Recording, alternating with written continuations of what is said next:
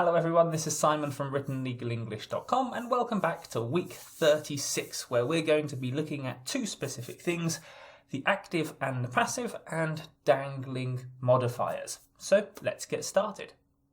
But just before we get started, in case you're new to me, my videos or my channel, let me quickly tell you about the content I put out every single week. So on Tuesdays and Fridays, I put out a video which asks you to look at a particular legal English or business English writing problem. On Tuesday, I pose the problem, and on Friday, I go through the suggested redraft and explain a little bit about why it is a legal English or a business English writing problem.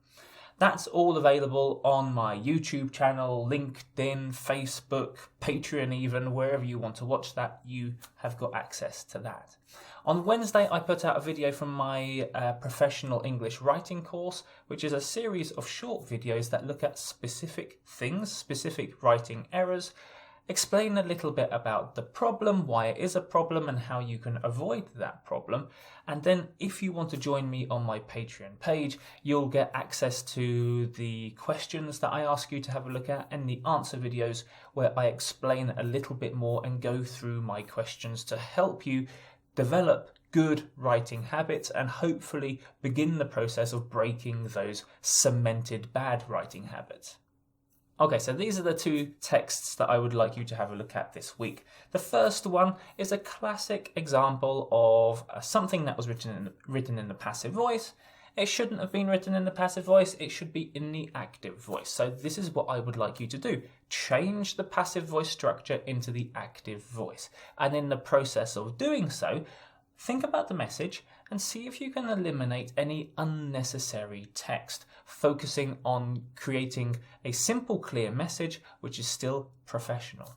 For the second text, what we've got here is a dangling modifier. Now, if you're not sure what a dangling modifier is, I'm going to link you to the video I did a long time ago which explains what this is, which is dangling modifier is one of three modifier problems. You'll see that in the video description to this video.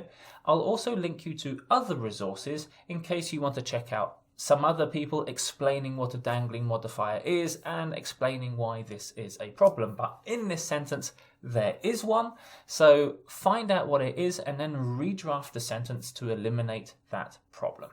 So that's something for you to think about until Friday, when I will come back and explain how to correct those sentences and to reveal the source where I found these texts, because that's what I would like to do in these videos on Tuesday and Friday from now on, is to actually give you a source, give you materials and allow you guys to start building up your own resource bank of good writing examples, of style guides, of information, of studies, of the information that's out there on the internet that maybe you don't know about, which will help you to develop your writing skills. There's a wealth of information out there, and I would like to drip feed that information to you, give it to you bit by bit, because I'm also aware that if I just give you too much information, then you'll simply start to drown.